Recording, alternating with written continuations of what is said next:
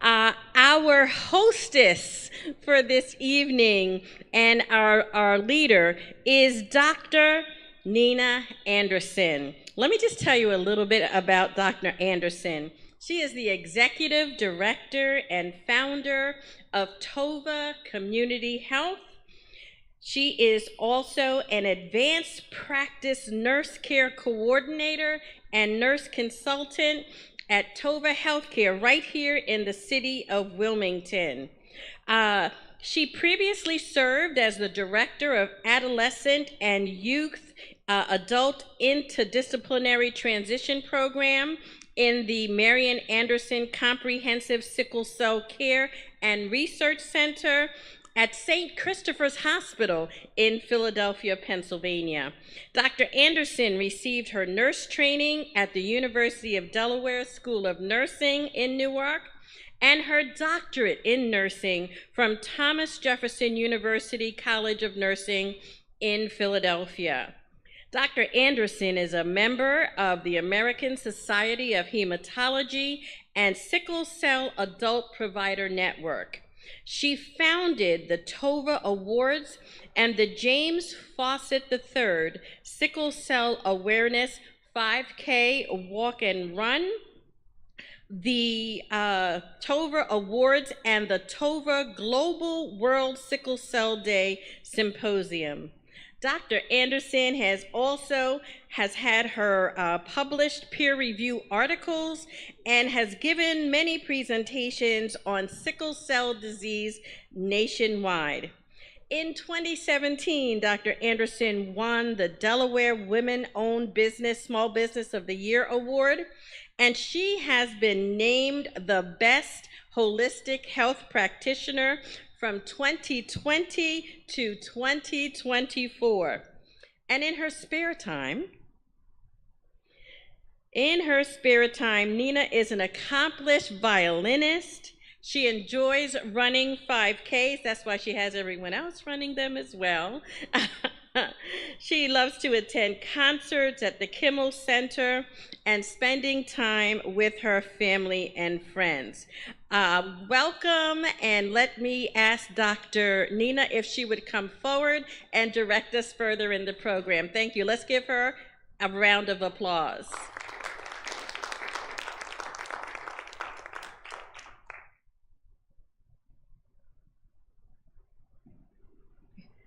Wow, it's so nice for all of you to be here today, and it's so special because I'm a native Delawarean and grew up very close to here. So as I had this great introduction, I am the executive director and founder of Tova Community Health. And our mission is to provide holistic, comprehensive, compassionate care and outreach to persons living with complex chronic conditions in order to help them receive their overall quality of life, achieve their overall quality of life and well-being. And because of this, we're a community-based organization that provides primary specialty care. And I've been known because I helped to develop the hub and spoke model, which was designed about 5 to 6 years ago to increase access to sickle cell specialty care here in the state of Delaware. And because of that innovative model, in 2017, I was named Delaware Woman-Owned Business of the Year. So what is the Tova brand? The Tova brand is care, research, and outreach. And as you know, there's been so many changes in healthcare over the last couple of years from COVID and the closure of independent practices. To sustain a program without resources is becoming harder and harder.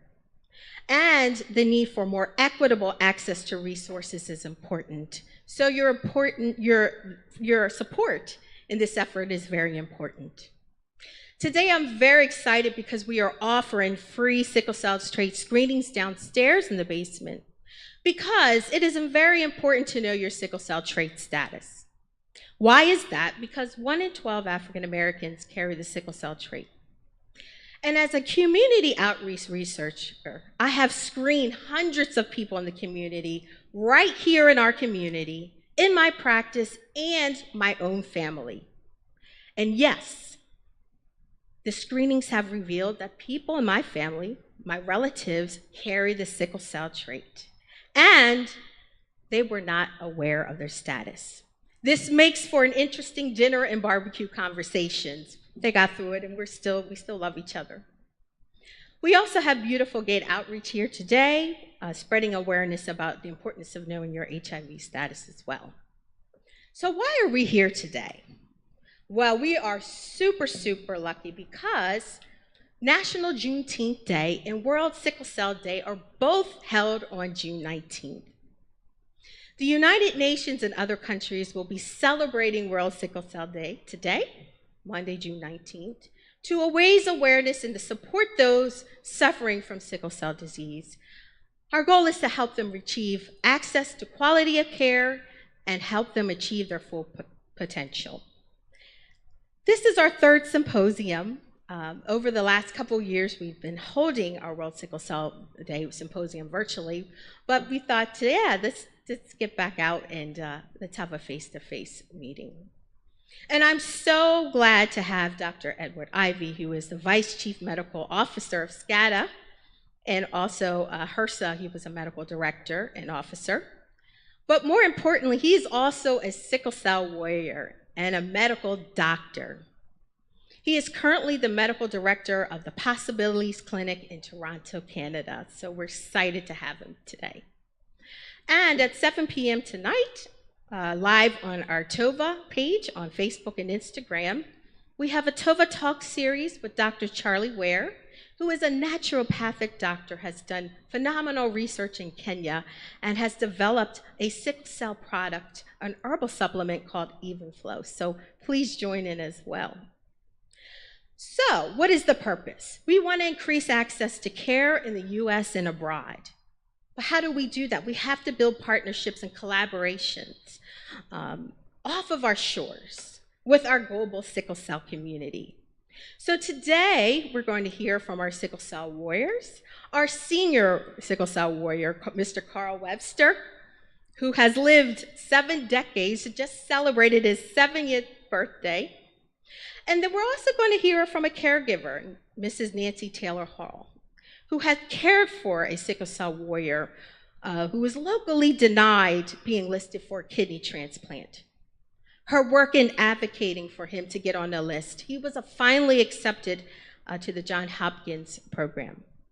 But it took 6 years before he received a kidney transplant. We want to hear her story today. We also have attorney Eunice Mustafa, who's a healthcare policy law expert. And she's going to share with us how individuals with sickle cell receive access to care in Sierra Leone. We have to build these partnerships. And I also had invited Mrs. Teresa Young, the executive director of the American Red Cross. She could not be here today. But we wanted to spread the word about why African American blood is so special, especially for those living with sickle cell who need life-sustaining blood transfusions just to live a quality of life. My work abroad nationally, I was invited with the We Love You Foundation. I was a guest speaker in Korea. Who would think that people in Korea would care about those living with sickle cell here in the United States? But they did. I spoke to a crowd of 500 people, and they were so engaged to work with TOVA to improve the diversity of our blood supply here in the United States and globally. And over the last 3 years, we worked on collaborations with blood drives. We've even reached down into Atlanta, where we were able to bring in 276 units of blood, as well as they've had blood drives in LA, Houston, and Chicago. And here in Delaware, we were even able to bring in 40 units of blood. But before we get started, I'd like to thank our sponsors. I want to thank the ILA, the International Longshoremen Association, the District Council Port of Philadelphia, and Emmaus Life Sciences for help making this possible. And I also would like to thank Pfizer for their interest in the symposium as well. So before we get started, as I was sharing, I would like to introduce our guest speaker today, Dr. Edward Ivy. Dr. Ivy has worked many years improving the health conditions of those living with sickle cell. He has worked collaboratively to strengthen the public health infrastructure. Currently, Dr. Ivy is the Director for Community Programs with the Association of Black Cardiologists. He is also currently serves as the Vice Chief Medical Officer for the Sickle Cell Disease Association of America. Prior to joining the ABC and SCADA, Dr. Ivy worked with the Maternal and Child Bureau of the Health Resources and Services Administration, HRSA, as the Program Director of the Hemoglobinopathies Program, which included the Sickle Cell Disease Treatment Demonstration Program, the Sickle Cell Disease Newborn Screening Program, and the Thalassemia Program. Dr. Ivy worked at the National Heart, Lung, and Blood Institute, the NHLBI, of the National Institutes of Health, where he was part of a team that developed the NHLBI Sickle Cell Disease Treatment Recommendations of 2014.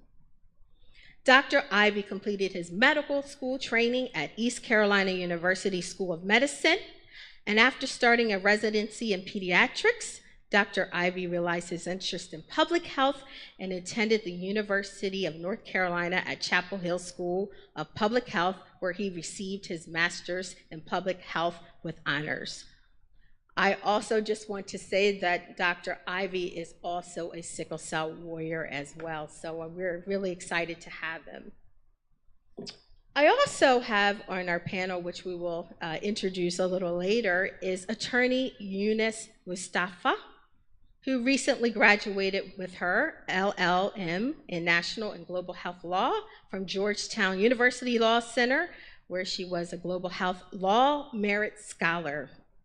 She holds her first class LLB honors from Fora Bay College, the University of Sierra Leone. Eunice is a foreign-trained attorney that ranked 5th in 2022 in Sierra Leone bar exams. Her interests are in health equity, reimagining Africa through storytelling, and bridging the gender equity gap through the implementation of capacity building initiatives. So we will hear from her later on as well. So without further ado, I would like to bring to the podium Dr. Ivy. Please welcome him.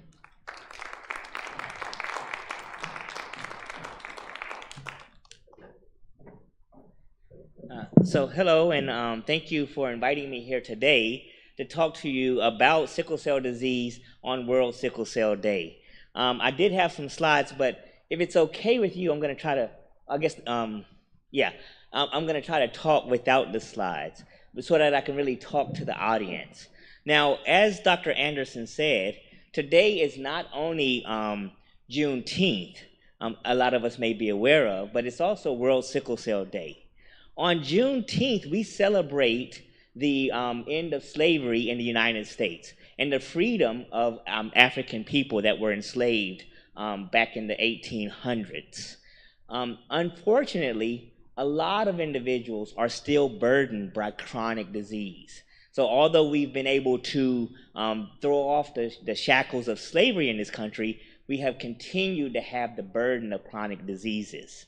We have to figure out as a community, how do we really start coming together, looking at those challenges in our community that are preventing us from living an optimal life.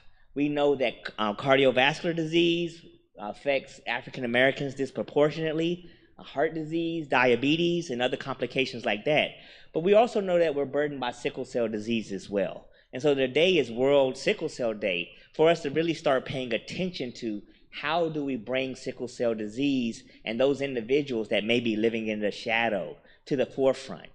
One of the ways to do that is by getting screened. And so downstairs is we're doing sickle cell disease screening because it's very important that individuals know their status. You can't begin to take action if you don't know your status, if you don't know where you are. We are at a very good time, and I say I'm hesitant for saying good time because sickle cell disease is a very burdensome disease, But we're fortunate that there are a lot of advancements that are being made in sickle cell disease. The question is, who's going to have access to those advancements? Are we going to continue to allow those individuals to have that lack of access because they don't live close to a hospital, because they don't live in certain communities, or because there are burdens in their community that prevent them from getting access to those therapies? So as we start celebrating World Sickle Cell Disease, we want to figure out as a community, how do we begin to come together, identify those individuals that need the resources, and then find those pathways to allow those individuals to have access.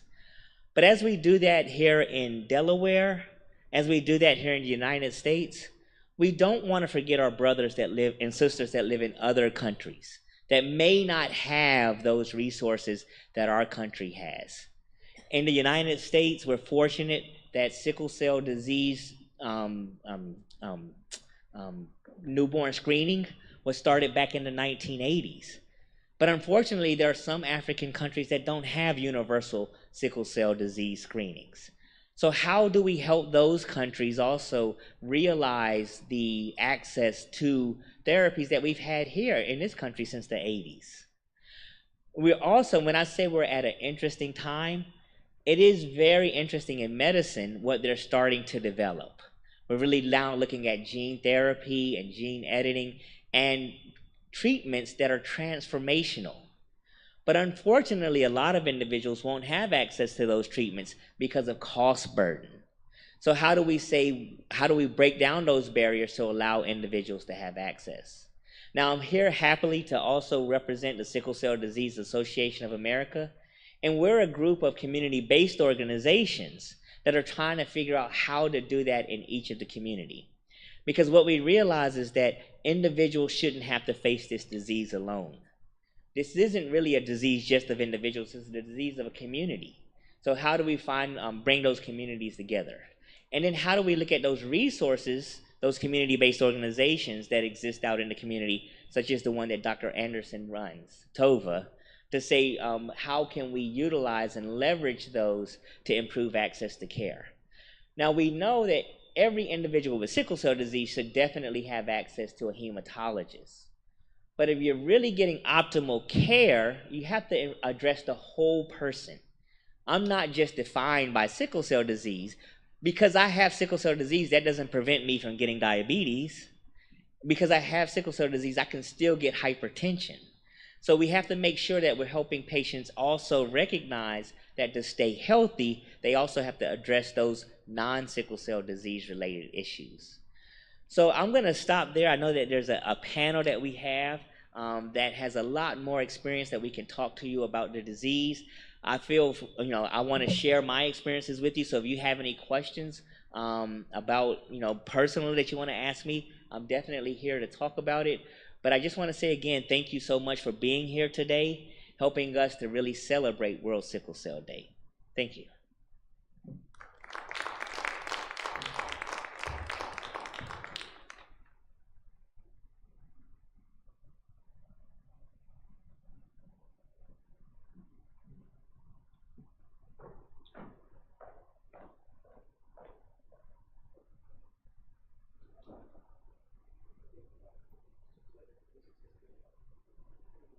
Can you guys hear me?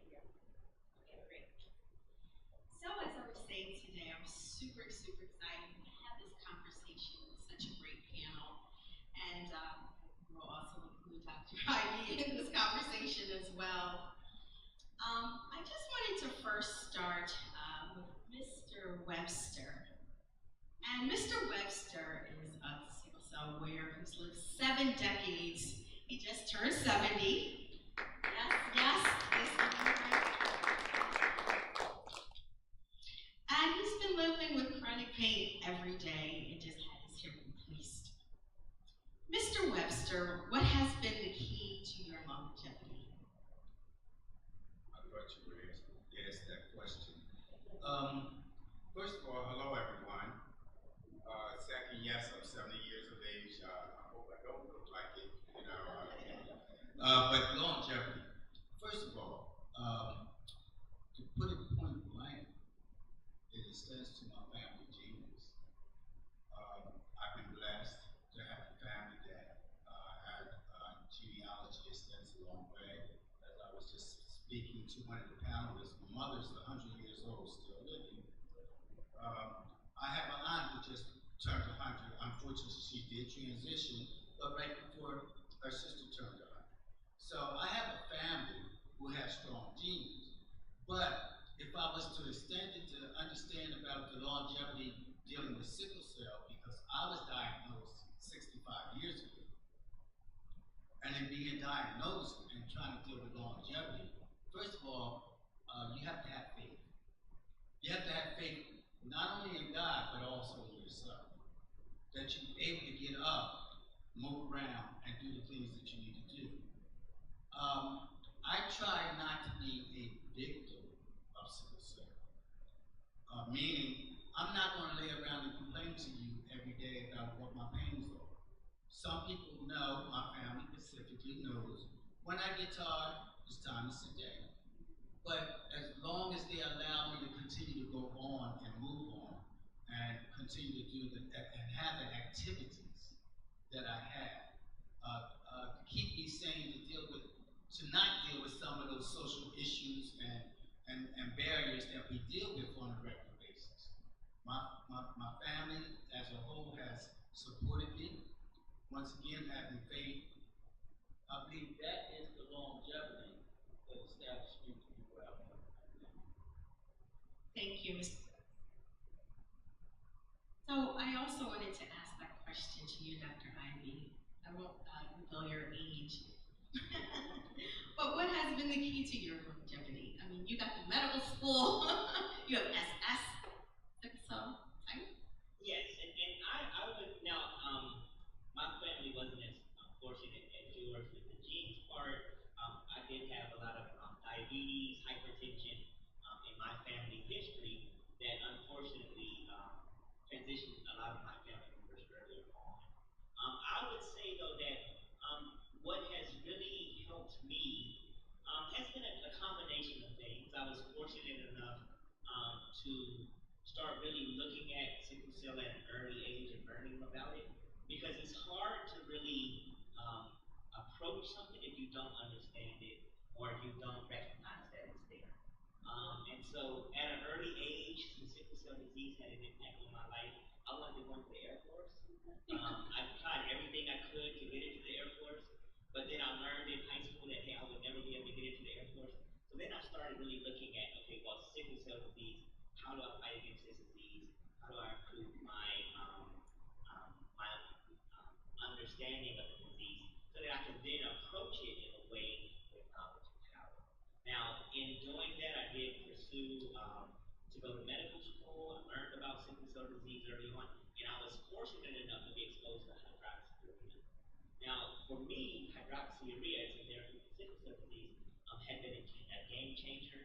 I benefited greatly from hydroxyurea in that I started taking it. Before I started hydroxyurea, I would have about 5 to 6 crises that required hospitalization every year. I went from having 5 to 6 crises a year that required hospitalization to not having any hospitalization crises at all for years and years and years. And because of hydroxyurea, that allowed me to focus more on my education and get into medical school. But it was in in my residency that I recognized that, hey, we have hydroxyurea as a therapy. But sickle cell patients aren't taking it for a number of reasons. There were a number of barriers that existed for individuals with sickle cell disease.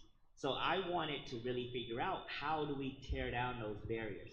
You can have the greatest treatment in the world, but if individuals aren't taking it for any reason, then it's no good. And so now we know that, oh, hey, we're close to a cure to sickle cell disease.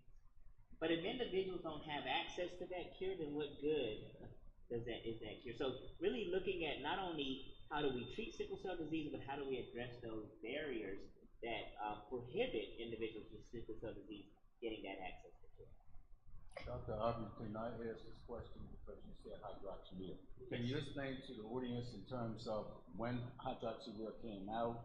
Because I personally have not had hydroxyurea, which was recommended, but I was kind of curious, where you have had it, and I haven't. Sure. Now, I would want to follow up with a question, but I'll ask it after I finish what I'm going to say. So, hydroxyurea, the actual drug has been around for a number of years. However, researchers identified in the 1980s that, hey, this could be effective for treating individuals with sickle cell disease because it causes the body to switch from adult hemoglobin to fetal hemoglobin. And the adult hemoglobin for individuals with sickle cell disease is what creates that sickling pattern that causes the red blood cells to take on that shape, which then leads to a cascade or leads to the problems that occur in individuals with sickle cell disease. Hydroxyurea causes the body to produce more what's called fetal hemoglobin. And fetal hemoglobin doesn't really participate in that sickling, what we call like the hemoglobin sticking together and forming the missed shape. So it's been around for a while, but it's been around for sickle cell disease since around the late 1980s, early 1990s. They actually stopped the trial that they were doing early because it showed such great benefit. Now, we do, though, know that not all sickle cell patients benefit from hydroxyurea equally. There are some sickle cell patients that don't get any benefit, unfortunately, from hydroxyurea. There are other therapies, though, that are on the market now. So when I was in undergrad, I was exposed to hydroxyurea. For about 20 to 30 years, the only thing that was available was hydroxyurea. But now we have other therapies such as Oxbryta. We have other therapies that are emerging. And as I said, there are also, at the moment, really transformational therapies that are coming online, that researchers are really getting it close to what we would call curative therapies.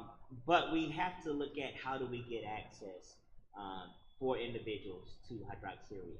When I was doing my residency, and I started working at NIH shortly after that, only 10% of individuals that could benefit from hydroxyurea were taking it. And that was due to a number of obstacles that exist. There aren't enough doctors that are treating individuals with sickle cell disease that have the knowledge about it. The patients weren't getting the information about sickle cell disease. So how do we not only say we're going to find a cure or we're going to find a treatment to sickle cell disease, how do we also break down those burdens? Now the question I wanted to ask you is, do you know if you have like what's called persistent fetal hemoglobin? Yes, I do. And I have SC disease. Yeah. So with SC, yeah. Yes. And I just wanted to say too that with the New England Journal of Medicine clinical trial, that it was studied in patients who were SS and S beta 0 thal. Yes, I should have mentioned that. And so those with SC and S beta plus or thal were not in the original study. And as Dr. Ivy said, that not all patients respond to hydroxyurea, and so there's other disease-modifying therapies. And still to this day, that because hydroxyurea was the first drug that FDA approved for sickle cell disease, it was not first used for sickle cells. So it's a chemotherapeutic drug that was used to treat cancer. So there's still that stigma in the community of patients who want to use hydroxyurea that it can drop their ANC, their white cell count. It has to be watched very closely. So for those who are kind of hesitant, you really have to work with them around those because it's still a fear of using the medication. But for those who respond to it, it's been great. And have a patient here, Mr. Derek Morgan is on hydroxyurea and has had great benefits from it as well. So I just wanted to kind of move along, if it's okay. Nancy, Mrs. Nancy, it's okay to call you that. Mr. Kevin Bailey was the first sickle cell warrior in Delaware to receive a kidney transplant at Johns Hopkins. And despite the odds of sickle cell patients are less likely to undergo a kidney transplant. And Kevin was on the waiting list for 6 years before he received a kidney transplant. What was life like for him at home before then? It was interesting. We can't hear you. Can you hear me? Yes. Oh, that was interesting. Kevin and I were friends for 20 years, and we were basically roommates. And I really wasn't aware about sickle cell for a long time because he didn't really share a lot of it in relationship to sickle cell because he wasn't having the pain for a couple of years anyway. But then things started getting worse, and he started having having to go to the emergency. I would have to take him to the emergency room, and then he would have to stay maybe a couple of days. And I started really getting involved in understanding what sickle cell was about, especially related to the pain. And he didn't like hospitals, so it was very difficult to get him there. He had to be in severe pain. And I was just thinking about what you were saying about the medicine, the hydroxyurea. He didn't actually start taking that, I think, till about 2015. For some reason, I personally think it was a black man thing. He just would not, refused to take the medicine. And I think when talking to Dr. Anderson, he was finally convinced that that might help, and it did. Because what I saw happen was that his hospitalizations and his emergency room visits slowed down. But unfortunately with him, after a while, and like I said, you couldn't, of course, tell a black man anything, stop drinking soda, stop doing this, his kidneys started to fail. And at that point is when he went into kidney failure where he had to go on dialysis. And I went through that whole process with him, and it was extremely intense. And Kevin was the type of person who was bound and determined to be his own doctor, be his own person. So he went to dialysis, I want to say, maybe for about 3 or 4 months. And then he was like, forget this, I'm going to learn how to do it myself. And he learned how to do it himself so he could do it at home. And he did it very successfully. And at the beginning, I was there helping him. It was hard for me because the needles, I hate needles. They drove me crazy, and he had to do it, every day. But he was able to successfully do it and do it on a regular basis, and he did it at home for about 6 years. And then fortunately, we got the call about 1.5 years ago that there was a kidney available for him, and we went to Johns Hopkins, and he was there for a while, and things were working out. And then for some reason, we're not quite sure. Dr. Anderson has read the reports, and I've read the reports. He passed about 1.5 years ago, but they don't know if it was necessarily related to the kidney transplant or just natural causes. Yeah, thank you for that. Did you have something to share? Yeah, can I just make a statement? So, unfortunately, a lot of individuals live with chronic disease in the shadows. Right. And they want to try to take on the burden on their own. Exactly. But, I think one of the things that you're doing here, Dr. Anderson, is that you're showing that, hey, this is a community of support around those individuals to help them deal with the disease. And one of the things I wanted to say also, too, one of the things that's been tremendous with Dr. Anderson's help is that people are being aware, because one of the problems that Kevin and I used to have going into the emergency rooms in Wilmington is they didn't know what the heck. Kevin would tell them as soon as he came to the door exactly what to do. What medicines to give him and what he needed. They had no clue whatsoever. That doesn't, should I say, that is not strictly for Delaware. It doesn't matter what hospital you attend. I mean, I've been hospitalized in North Carolina, I've been hospitalized down south, I've been hospitalized in Philadelphia, and even in Jersey. But the medical industry, as is to be known, is not empathetic to sickle cell patients when we come in. Because they don't understand it.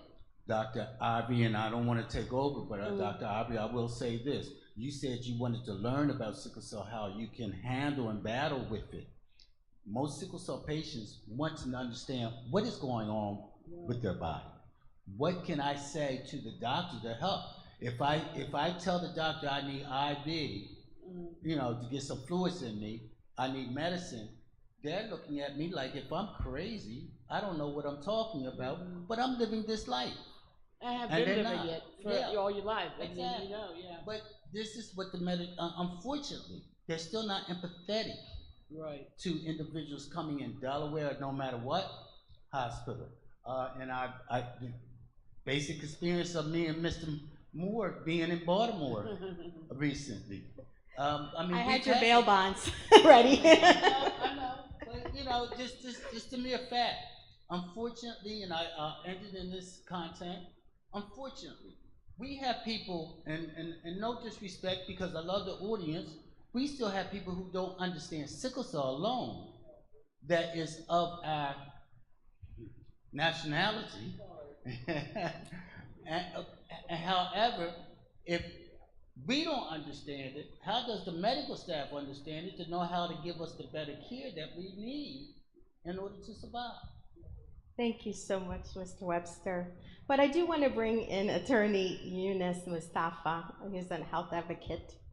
And we have a lot of issues, and we are always working on how we can reduce health disparities and access to care here on the shore in the United States.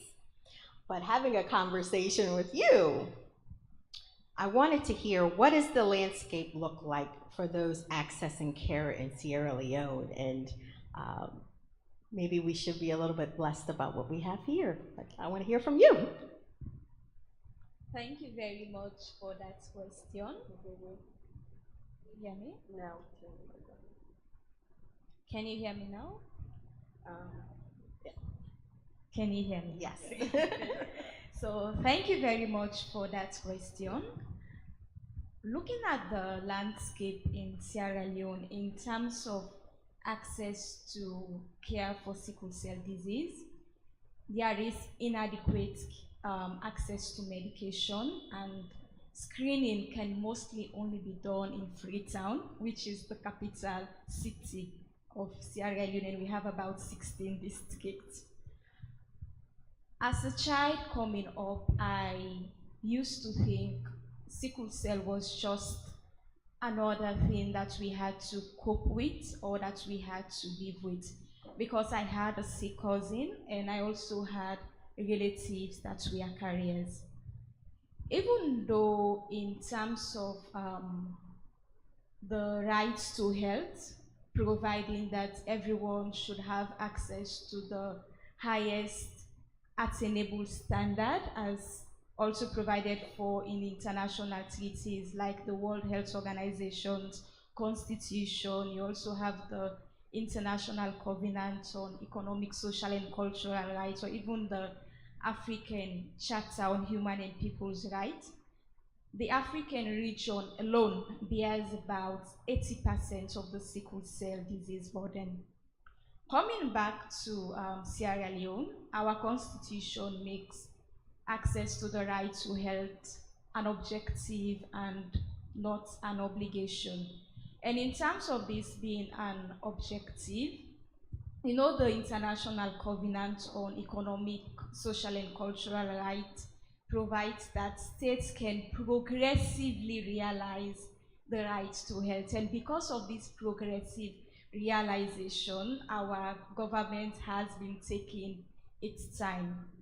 In 1996, it was reported that about 22% of people in Sierra Leone were carriers of the sickle cell disease. And as of 2018, another research was done, and it was also reported that 1 in every 4 people in Sierra Leone have the sickle cell disease trait. This is because about 1% to 2% of the birth are of children with the sickle cell disease. Now, thinking about what Sierra Leone has done, we have our national policy, which is the National Multi-Sectorial Strategy to Prevent and Control Anemia. It was developed for a 7-year period between 2018 to 2025, and it describes factors contributing to anemia and how we can effectively respond as a country. Nonetheless, if we are to think about how effectively this strategy is being implemented nationally, I guess that would be an opportunity for research. Thank you very much. Thank you so much. And I want to kind of context that with the healthcare system in Canada, where everyone has access to care, a universal healthcare system, so they don't have to pay for their healthcare. So what is that like? So it's fabulous, actually. I'll say, but so there, they do look at the guidelines and how to treat sickle cell disease, and I know in Ontario, at the moment I can't speak for all of the provinces. So Canada's divided into 10 provinces, but I know that in Ontario they have universal screening. I do want to just bring it back for a second about screening and just give a little historical context in the United States of why screening is important.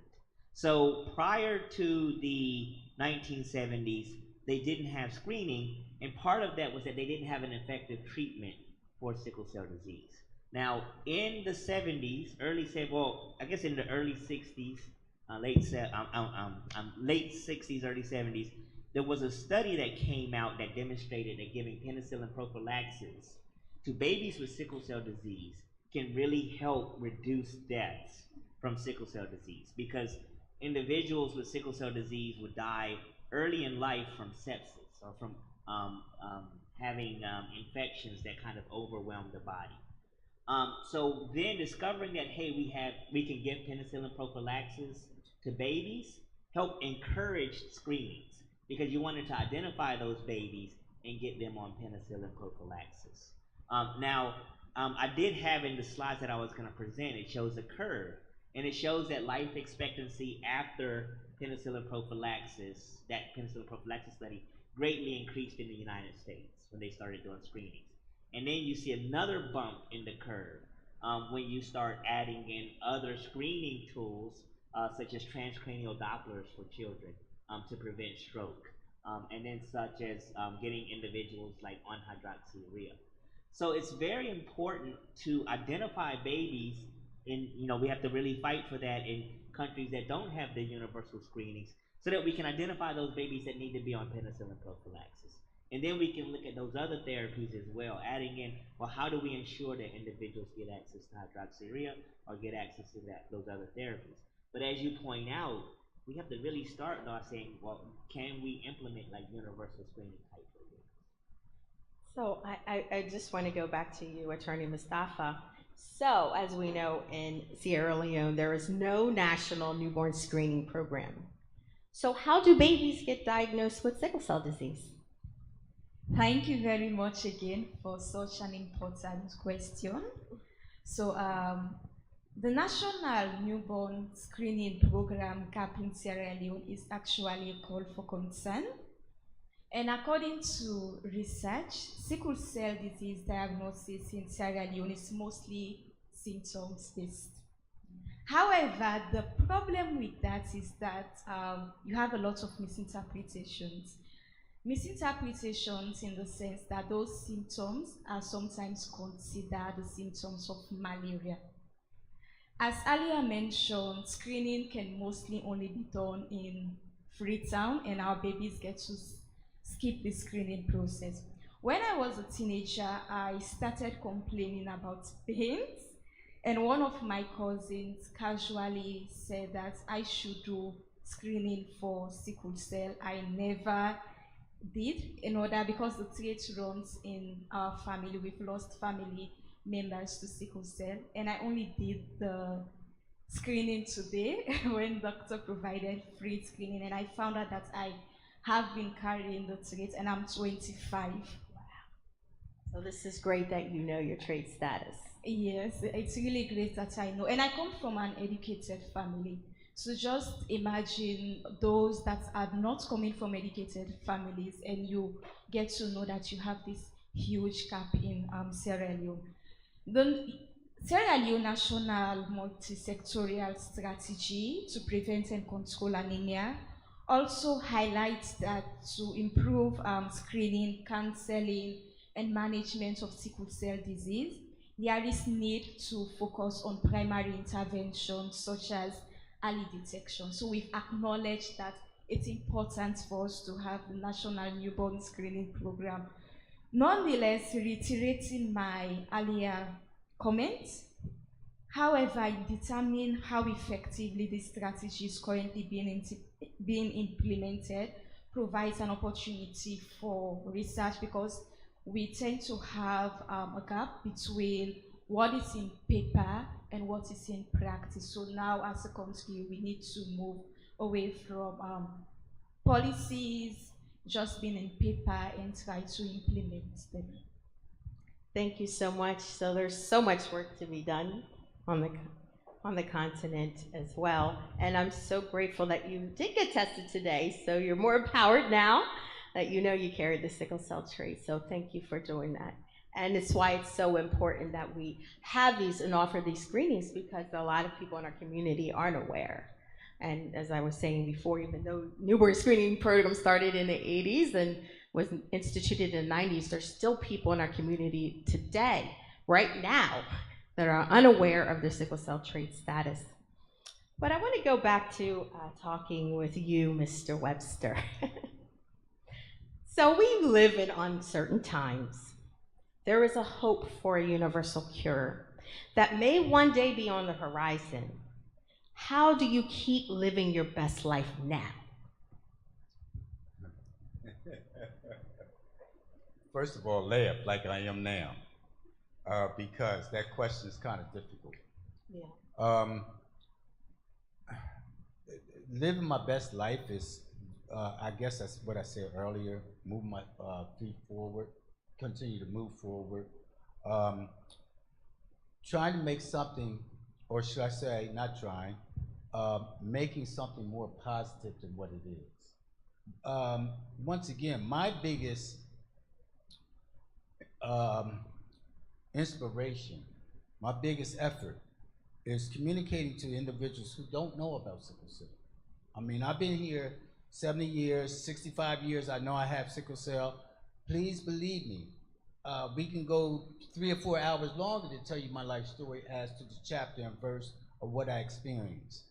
Through blindness, through mobility, through a whole lot of facets, including surgeries.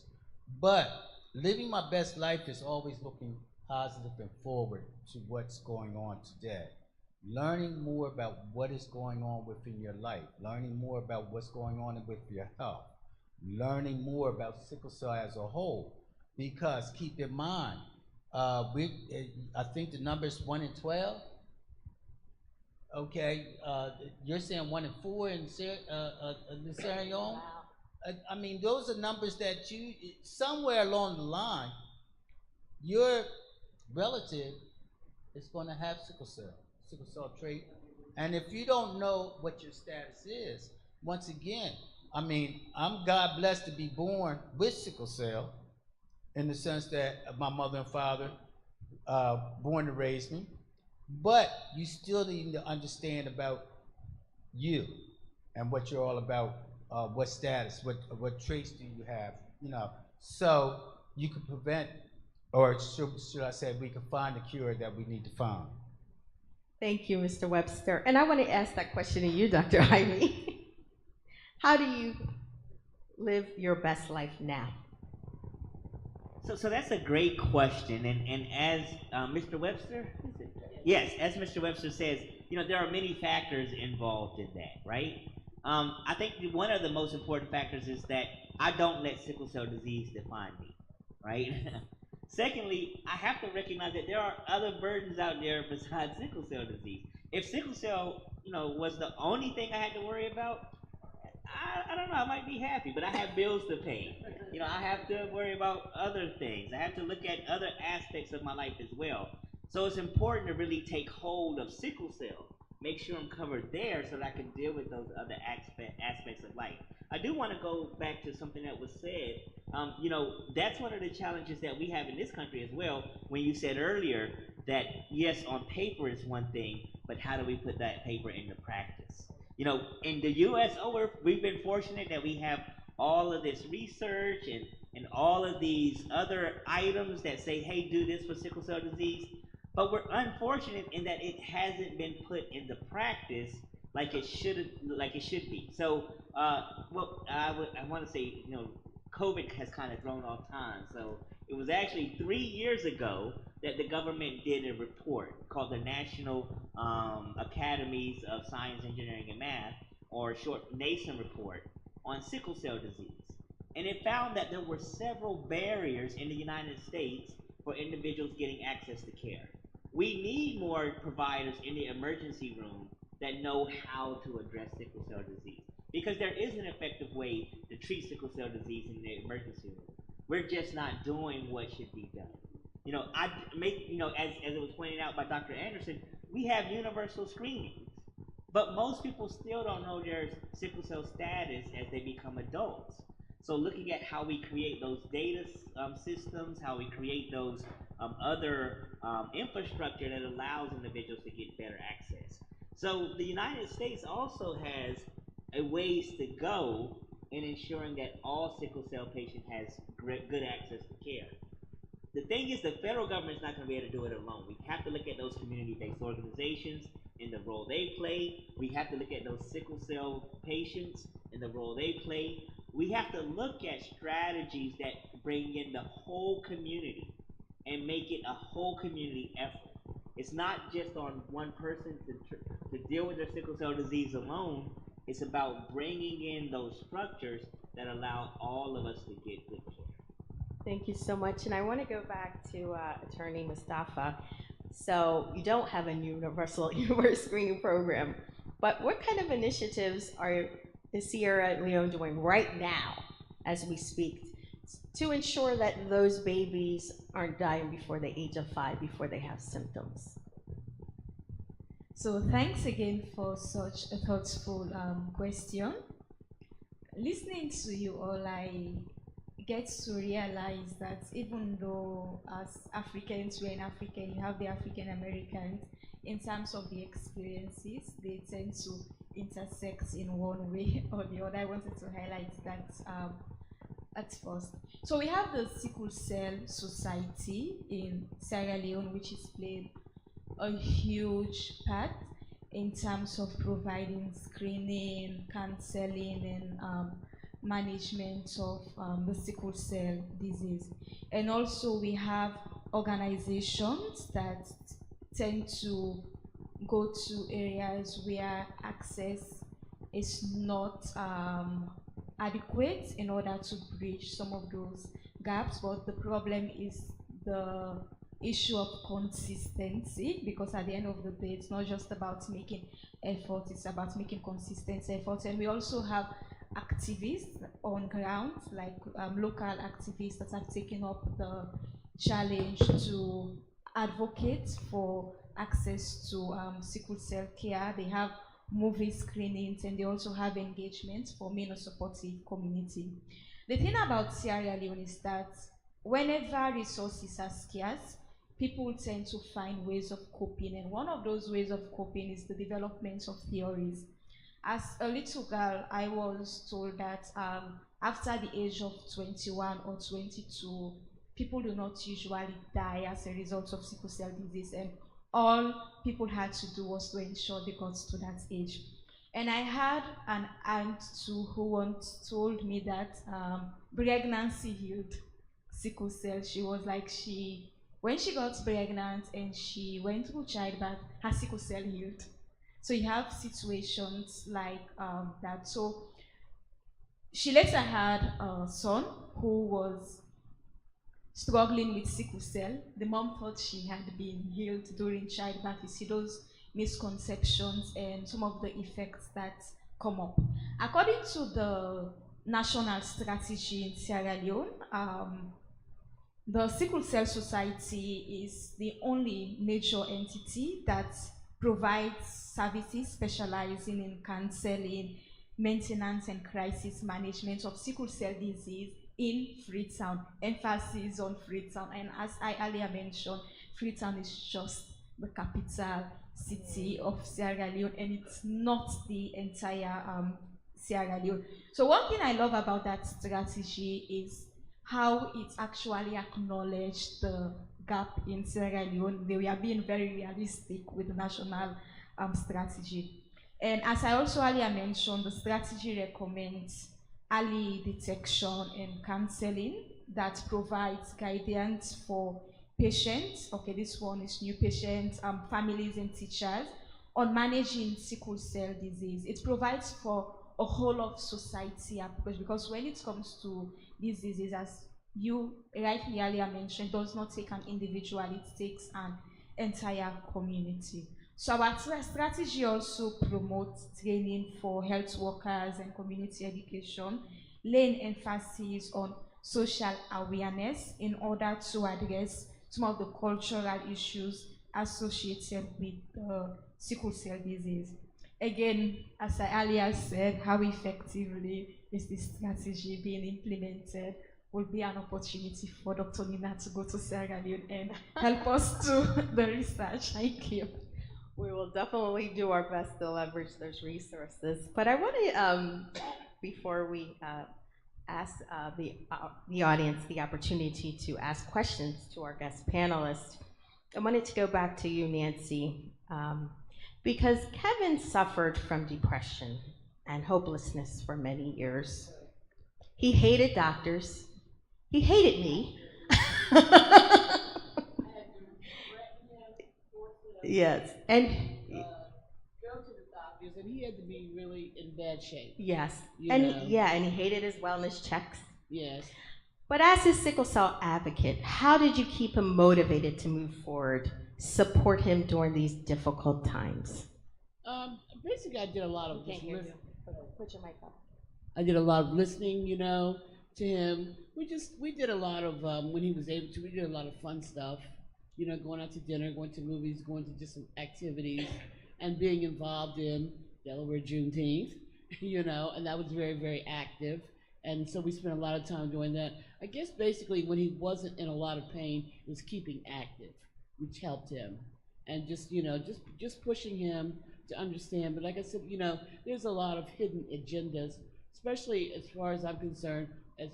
And I think about even with my father, knowing his health issues and how he didn't go to the doctors. Black men have an issue with health issues, and we as a nation, we just have to help them be able to get past that because there's so many stigmas attached. And I know with Kevin, there was a lot of stigmas attached. He was diagnosed when he was 8 years old. He was in Georgia, and I'm sorry, excuse me, in Alabama, and there was no knowledge. I mean, it was just really, really a problem with him having a lot of help with his sickle cell. So as he got older and he was able to get out of there and go to college and he learned about things, it became better for him. But it was very difficult. And as a black man, having something like sickle cell and anything, but specifically sickle cell, was very difficult for him to deal with and understand. And if it wasn't for the support system that he had, even though there were days he didn't want that support system, he probably wouldn't have made it as far as he did.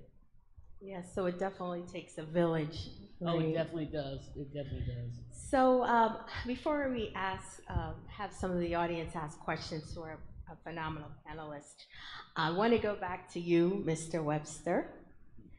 And I wanted to ask you and Dr. Ivy, what would you like to envision or hope for the sickle cell community in 10 years? Well, I shouldn't really be hesitant in my response, but I guess I am. Truth be told, in the next 10 years, first of all, I like for our community to understand more about sickle cell, how it affects us. What are some of the things that we go through? You mentioned the depression. There's a couple of people in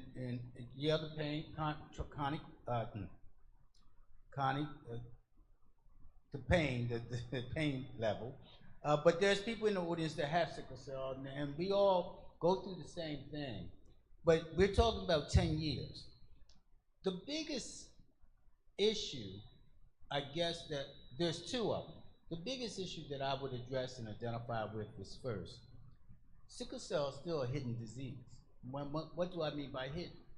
We're not in the news like various other diseases. I understand about cancer and how it spreads all over because, I mean, I've had family members who've had cancer. But when you talk about sickle cell, specifically about sickle cell, the patients of sickle cell and how they're treated, and treatment care is the most important factor. It just seems that although we've come a long way, we got a long way to go too. The next thing is financial. Unfortunately, a lot of people don't understand sickle cell well enough to even donate and care. I hear on a daily level on TV about this foundation, that foundations. I'm seeing millions and millions of dollars going to these foundations, but they're not doing direct care. But yet sickle cell is on the bottom of the totem pole when it comes to raising money for people to contribute to. So, truth be told, and I guess, and I'll add this last one, we don't have a celebrity spokesperson like like they used to do it back in the day with the telephones. We don't have nobody advocating for us. And I say us because, once again, we do struggle, but the Lord has blessed us as well. But in the next 10 years, I would like to see that evolve to a point that sickle cell is not a hidden disease. Right. It's not difficult to raise money. It's not difficult to give the kind of care that's needed. I guess I'll end it like that. That's what I say. Thank you, Mr. Webster. And I guess, Dr. Ivy, I will have you input this last question. So how do you envision or hope the sickle cell community to be in 10 years? So I think, in the United States, we have been fortunate to do a lot of research on sickle cell disease. And it's not just on treatments, it's also on treatment models that can be effective at helping individuals get the care they need. So what we need to do is have all sickle cell patients identified, not only through newborn screening, as you mentioned, Dr. Anderson, but also through other screenings that are done outside of those screenings. But then ensuring that all of those sickle cell patients that are identified are then referred to a hematologist at least once a year, but then also have primary care providers involved as well that can help them to deal with their disease. Ensuring that all sickle cell patients have access to the right therapy for them. As it was mentioned, not every sickle cell patient will benefit from hydroxyurea. Right. But it's fortunate that there are therapies that are coming along that can be beneficial to all sickle cell patients. Making sure that we're not only screening for sickle cell trait and disease, but we're also screening for those complications that can result as from sickle cell disease. So in the children between certain ages, making sure that they're getting their transcranial Dopplers annually. Making sure that we're screening for kidney disease and sickle cell disease. Right. Because individuals with sickle cell disease, they could appear fine, but it could be having that burden on their organs, and it's causing that damage that, hey, I'm doing fine until all of a sudden, my kidneys are failing, or my lungs aren't as effective, or my hips aren't, doing what they should. So we need to make sure that individuals, yes, we have newborn screening, but we also have other screenings that are important for sickle cell disease. But making sure that we identify those individuals that are at risk, and then making sure that they have the treatments and the therapies that they need. And as it was mentioned, that can't be done by individuals alone. It can't be done by communities alone. It's going to take the involvement of other community members, of the community-based organizations, of donors that contribute to those community-based organizations, of politicians that push policies that help individuals with sickle cell disease. So we have to look at a holistic approach to how we move forward, and then not just limiting it to the United States. I want to see the best care here in Delaware. I want to see the best care here in the United States, but I also want to see the best care possible in Sierra Leone. I want to see the best care possible in Nigeria. I want to see the best care possible in India, where they have a large sickle cell population. So how do we not only do it as a local community, but as a global community as well? Thank you so much for this phenomenal panel that we had today. But I wanted to give our audience here a chance to ask any of our panelists any questions or comments that you may have. So I'm going to bring the mic down. Does anyone want to share a few comments? Anyone? Okay, come down.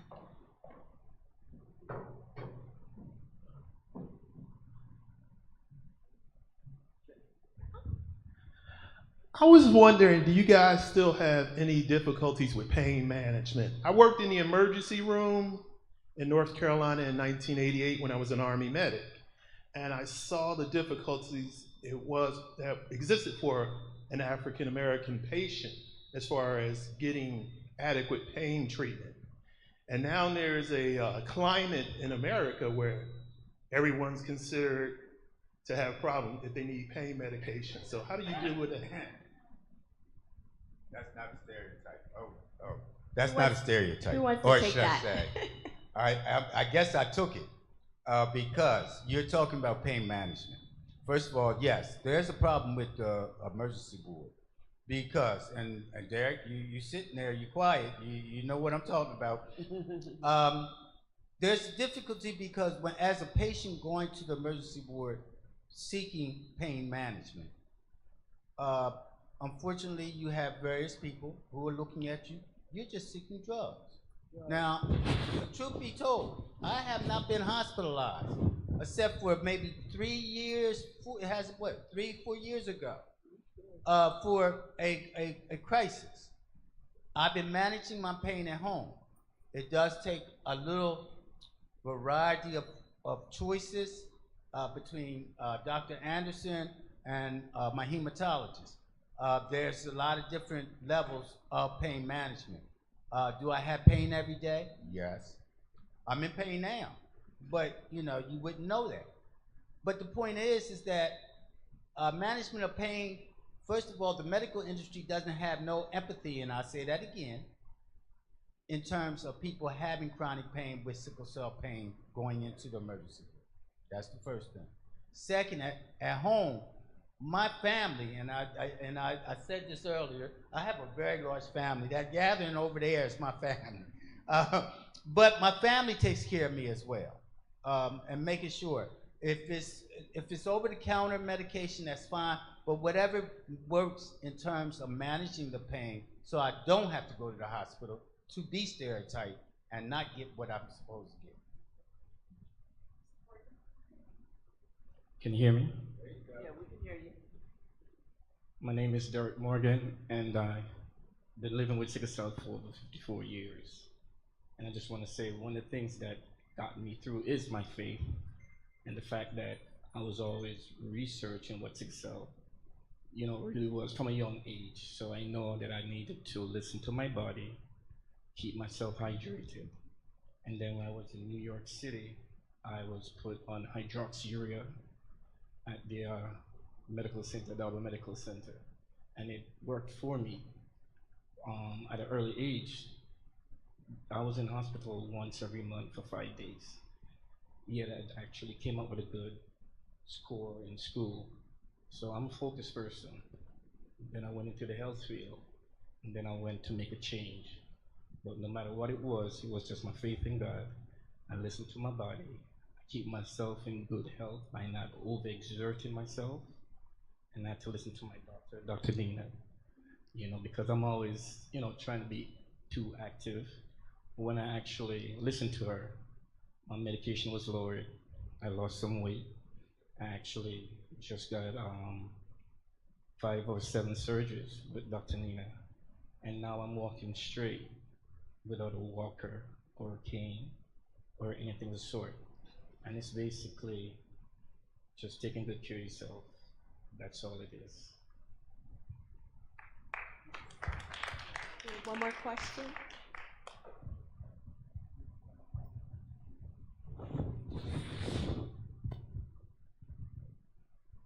Thank you. So I'm Reverend Dr. Shellerine Addison on the civilian side, and then I'm Chaplain Major Shellerine Addison on the military side. And one of the things I've learned is that people of faith want to slap some oil on it They want to roll on the floor. They want to pray about it. But there's a disconnect between faith and clinical intervention. And so what can we do as a faith community? So I'm one of the representatives of IMAC, Interdenominational Ministers Action Council. And so what we do is we're like the feet of the movement to take it to the faith communities. So what would you suggest we do as we walk into places and spaces of people who are resistant to really learning whether or not they have the trait, because it's easier to act like you don't know? Yeah, if I may Good take on question. that question first. So as a person that's been working in public health, I do recognize that there are roles for the church to play. You know, you're the faith-based community. So for a lot of individuals with sickle cell disease, you are that rock that helps to give them guidance. But also working with other community-based organizations, such as the one that Dr. Anderson has, to say, okay, how do we get those evidence-based guidelines into the hands of patients so that they understand the importance of, one, knowing their status. Individual with sickle cell trait, they're at the high risk of having children with sickle cell disease. So helping to understand, well, what are those risk factors from having sickle cell trait? Or what are those risk factors from having sickle cell disease? But then going a step beyond to say, well, how can we help those individuals that are living with sickle cell disease in the community not live in the shadows? How can we help destigmatize sickle cell disease so that they're not afraid to come out and say, I'm having this situation or I'm having that situation? And then I think lastly, also, the faith-based community is a leader in the African American community, using that leadership to help politicians understand that, hey, it's important to build these infrastructures, helping to other organizations in the community understand that it's important that we address these issues, is a role that you can definitely play. And then, having the church itself just learn what are those issues that your members that have sickle cell disease are dealing with, and how can we carve out time to talk about this, to have screenings, to participate in being part of the solution. Adding to that, in terms of the not knowing being the best option, I think that is the easier preference. Like in my own case, I only did the screening today, and I knew about all the statistics as a health lawyer. I knew about the advocacy, and I knew that it existed in my family. I could actually educate another person about sickle cell, the status in Africa and the status in Sierra Leone, but there was no way I was going to go to a clinic to do the screening. So one thing that can be done is to build on collaborations in terms of taking the screening to the people, because education alone is insufficient. Saying that from experience, we can know about all the statistics, talk about the sickle cell disease, but taking that major step to do the screening is very difficult. Yeah, and finally, I'm old school. I'm a Delawarean, Wilmotarian, however you want to describe it. I'm familiar with IMAC. You asked the question of how can IMAC and the organization, I thought I just heard collaboration. We have every month, every year in September for the last 11 years, we've been having a James Fawcett walk run, which we all have been involved in, but just doing a collaboration. Maybe we have a walk on a Saturday, the Sunday, getting IMAC members to have a service at their church to identify the screening, the whatever the possibility might be in terms of just getting the word out. That would be my thought in answering your question.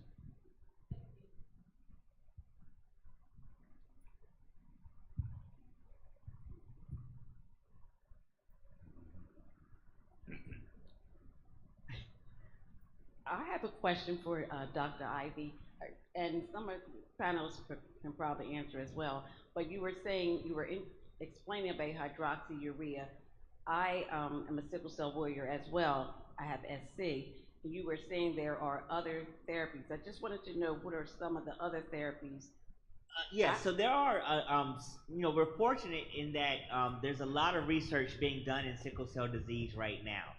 There is a new therapy out called Oxbryta, and Oxbryta helped by helping with the oxygen sticking to the hemoglobin, so that it doesn't, because when the hemoglobin is holding oxygen, then it doesn't do the sickling. It's when the hemoglobin releases oxygen that it then could get into that situation where it sticks. So Oxbryta is a therapy that's currently available, and Dr.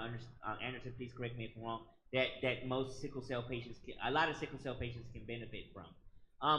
Dr. Anderson said earlier that when the hydroxyurea studies were done, they were primarily done on individuals with hemoglobin SS. Now there are certain criteria for getting on hydroxyurea, which include like frequent crises or having certain hemoglobin types. So you would have to talk to your doctor about if you qualify for hydroxyurea.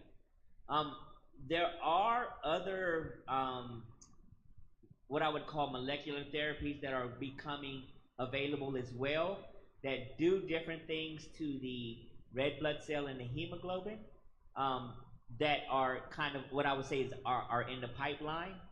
And then lastly, what's in the pipeline right now, which is starting to get a lot of attention, is gene therapies, which include gene editing. So they're able to go in, and so sickle cell disease is caused by a change in your DNA that causes your hemoglobin to do that sickling. They're developing strategies now that can either one upregulate like fetal hemoglobin, or two, change the genes altogether.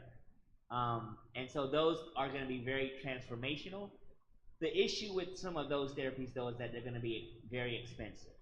And so figuring out how we get individuals access from a financial standpoint, as well as from the doctors. Is it true also that a lot of the therapies that are coming out are limited in age? In other words, you're talking about adolescents, and then it cuts off at a certain age, and seniors can't take advantage of? Well, I will say that so bone marrow transplant has been around for actually quite a long time.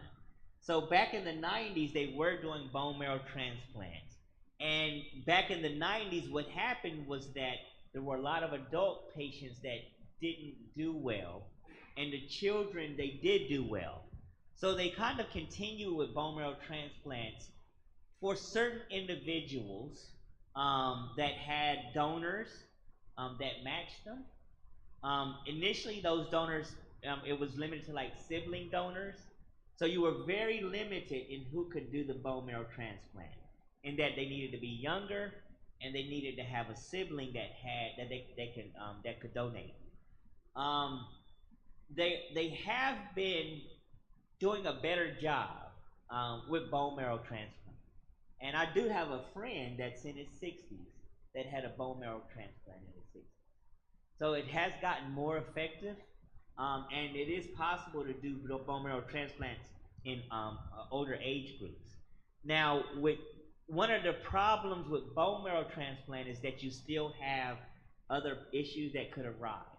And one of those issues is what's called graft versus host disease, which is where the person that received the bone marrow is kind of, their body's fighting against the graft, and then you have issues there.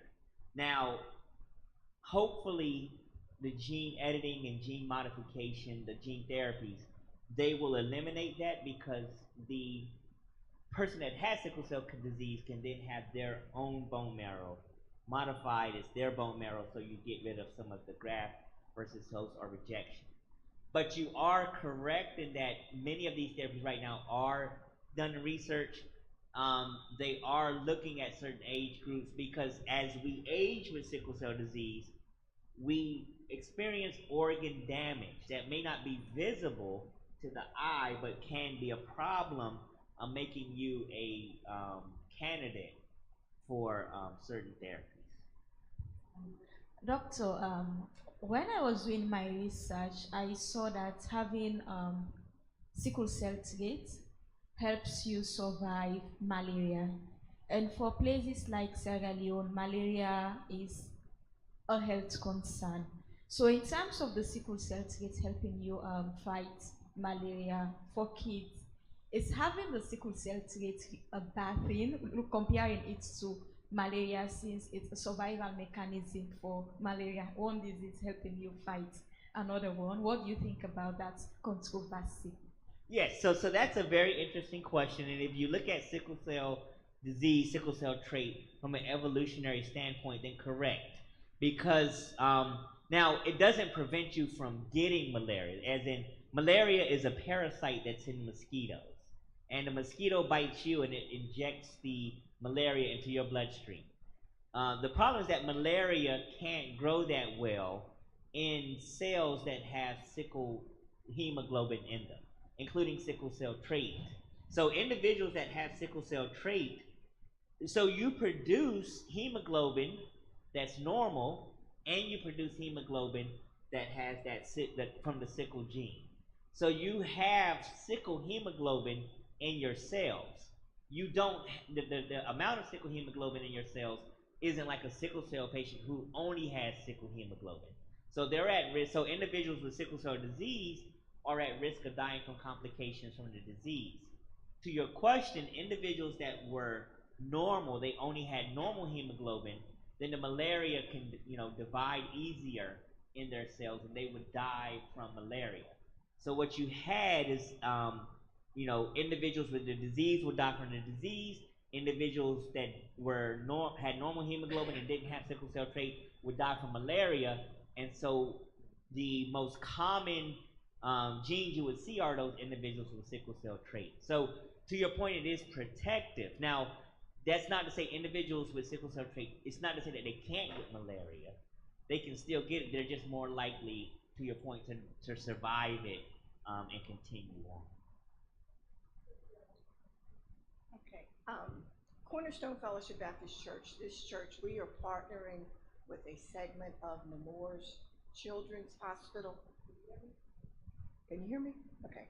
And we've had one sickle cell form in April.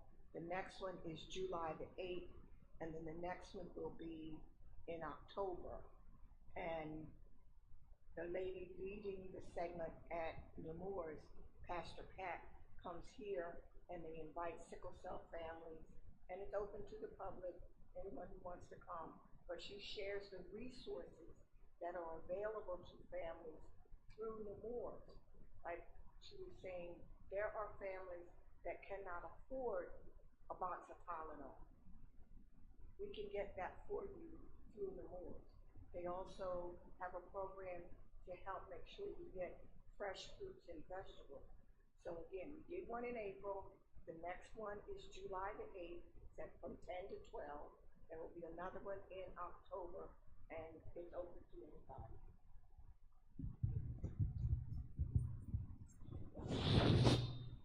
Thank you so much for that. I just want to thank our panelists today. I think this was such an empowering symposium, and I've learned so much, and I'm ready to get out and get to work. But Tanya, would you like to close out? We do have a couple more things to do. Let's give this wonderful panel a round of applause. This has been enlightening. And just for a moment, I just want everyone to just take one moment and to yourself, think of one word, okay, or one thing that you're going to walk away from with today. Because what's important is that we use these opportunities to spread the word. Okay, it's great to have these panel discussions. I mean, the amount of information that we received, the people that we came to know, the knowledge that we learned about our brothers and sisters on the continent that are, impacted by the same issue is great. And how we make a difference is individually, each one of us taking accountability, each one teach one. So take one thought or something that you learned or a resource and share that. So give yourselves a round of applause, and that's your commitment. That's your commitment to share the word.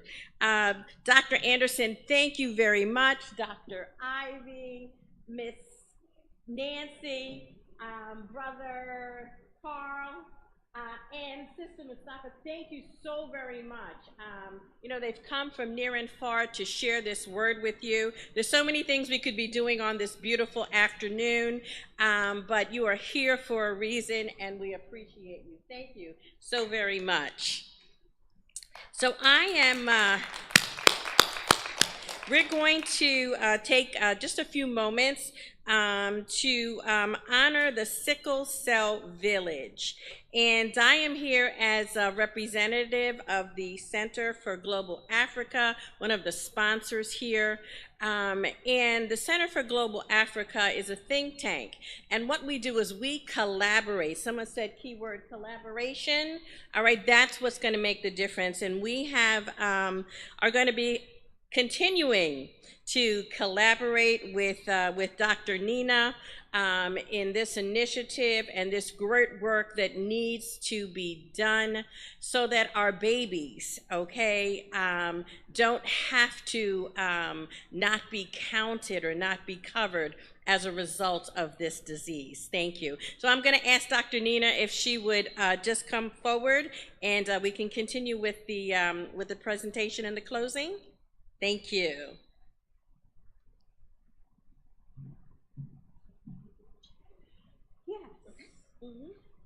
So I thank you all for staying, and we just have a couple really good things to share with you. On behalf of Tova Healthcare, we are presenting a check for $1,000 to the Center for Global Africa today. Our goal is to continue to build those partnerships and collaborations here and across the globe. And our country of choice that we are going to start to serve is Sierra Leone. We've got a lot of work to do, but we can do it.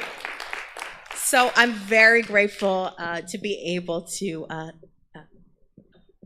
at least do our part, and that is to share with this global community. And I know that this money is going to go to a good cause, and we have to leverage our resources here, and we can learn from our brothers and sisters and our medical community also in Sierra Leone. So I would like to have Attorney Mustafa come up as we present the Center for Global Health with a check.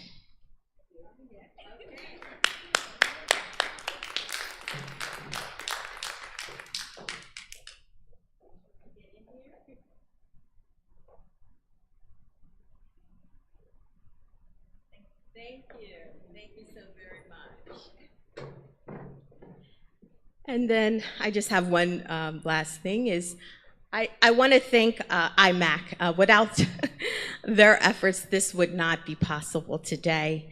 And we have a small token of appreciation for the team that has helped to put this great symposium together. As you know, I am a musician, but I also support Black artists in the country. And we were very lucky to work with Craig Smith, who is a contemporary artist out of Tampa, Florida, who commissioned this artwork. It's called In the Struggle, I Rise. And he blessed me with the ability just to be able to print 100 copies.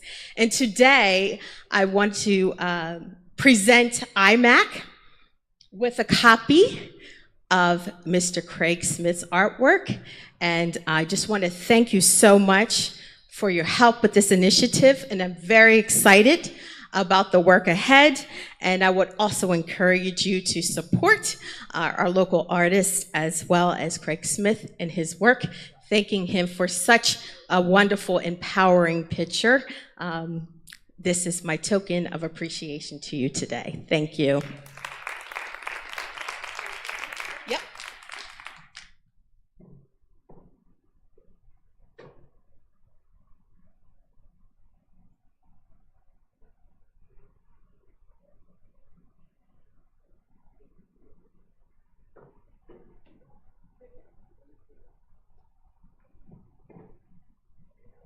So thank you so much for coming out. I just wanted to let you know, those who couldn't attend today, it will also be linked to our website, Tova Community Health, and also at Cornerstone Baptist Church. So you'll be able to share this with your family and friends for those who could not attend today.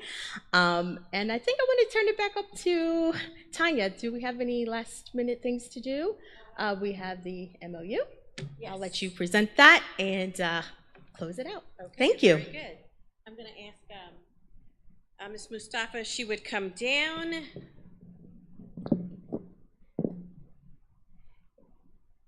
And this is our commitment to collaborate. That word keeps coming up. And we're not going to, go through reading all of it. But Professor Ezra Aharon, conceptualizer and founding director of the Center for Global Africa, and Dr. Nina Anderson, founder and chief medical director of Tova Community Health Center, enter into this commitment to collaborate to memorialize our CGA Tova partnership. And we are committed to the vision, goals, and objectives and strategies that have been and or will be pursued in our partnership. Thank you very much. We're going to go ahead and sign this agreement. Okay, but this is the first step in collaboration for us not only to make a difference here, but also around the world. So we thank you very much, Dr. Anderson. $1,000. People say, oh, that's not much. But you think about the lives that just a few cents can change. You think about the life that can be changed by just hearing about it, having the experience of finding out what your status was, how that can save a life. And we are committed at the Center for Global Africa, along with Tova, to continuing to make a difference. You can also go to Tova's website to contribute to the hard work that she is doing, not only here, but also globally. And we thank you very much for your attendance. Just one other announcement. Shortly after this at 5 p.m., we have our Juneteenth observance celebration right here at Cornerstone. We want to thank Cornerstone for their hospitality, their graciousness in working with us to make this happen. And we thank each and every one of you for your time and attention. Have a great afternoon. Thank you.